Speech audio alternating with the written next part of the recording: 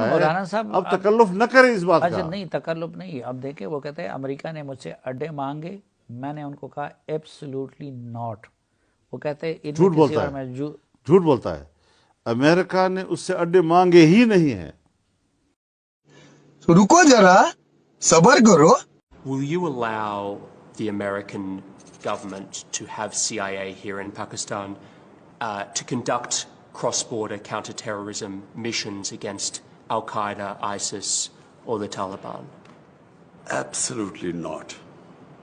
There's no way we're going to Seriously? allow any bases, any sort of action from Pakistani territory into Afghanistan. Absolutely not. कदत Ramesh लेकिन जिस अंदाज में उन्होंने UN general assembly में खिताब किया, कश्मीर का केस पेश किया, डोनाल्ड ट्रंप के सामने जिन ख्यालात तकरीर मैं उससे बहुत अच्छी करता हूँ जी।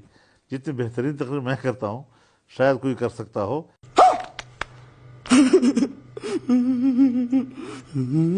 आसिफ अली जरदारी नवाज शरीफ से कमजोर है। मुझे नहीं मालूम था कि पीपल्स पार्टी जो है वो इतनी बेसहारा और यतीम हो चुकी है। सर ये मत पड़े आपका, ये नहीं, ये है नया, ये मुझे दे दें बस, ये नया है। मजा आया।